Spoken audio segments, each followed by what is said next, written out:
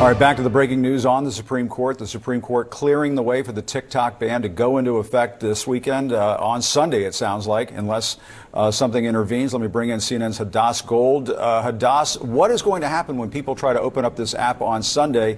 It sounds like it could be sort of a cascading effect. It may work for a while, but if this stretches into Monday and Tuesday, maybe not so much. What can you tell us? Yeah, so officially, TikTok has not said exactly what the app will look like come Sunday. There is some reporting that when users try to open the app on Sunday, they're going to get a pop-up that explains the ban. There's some reporting there will be then an option to download your information. And Jim, I do want to note something very important. It's not just users in the United States who are going to be affected by this ban, even though the Supreme Court ruling obviously only applies to the United States. And that's because a lot of the service providers who help keep the app running, they're based in the United States. And so if they stop hosting TikTok, then users around the world they might not know which way their service provider goes, because this sort of underside network of all of this. If their service provider that they happen to use for that country takes down TikTok as well, then their access may be hurt as well. So here's some advice for people who love their TikToks and love the videos they themselves have posted or other videos they've posted on TikTok. Don't wait until Sunday. Start downloading your content today. There are options. You can easily look this up to start downloading the videos you have made onto TikTok.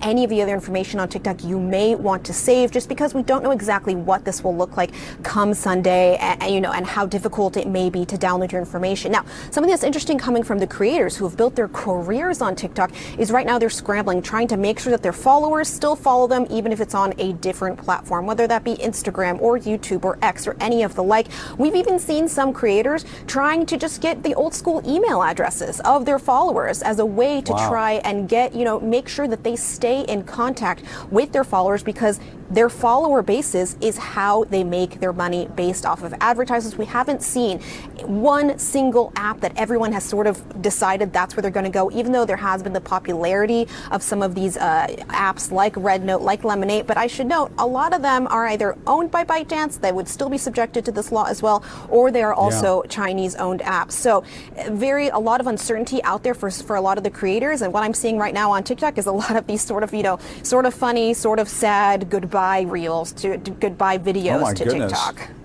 People are sort of saying goodbye, saying farewell to all their loyal followers out there. Is that what they're doing? My goodness. Yeah, and to the app itself. Yeah. Brian Stelter, I think Brian's also standing by. We're having sort of a media panel here to end the hour, which is terrific. Brian, I mean, to what Hadass was saying there a few moments ago, it's sort of the law of unintended consequences here. I think when everybody said, okay, and there was a lot of political posturing going on here in Washington, let's shut down TikTok, let's stick it to the Chinese. And now, in practice, this may not be that simple. Nobody wants to be blamed for this, Jim. I just went back and looked at what that House vote was. The initial House vote for this national security bill, 360 to 58. This was not close. Republicans were fully on board with this. So were most Democrats. This easily passed the House last year. But back then, the ban was still months away. A lot of users didn't believe it would actually happen. I've had everybody from my dentist to my babysitter asking this week, are they actually going to shut down TikTok? Because this did not sink in until the last few days.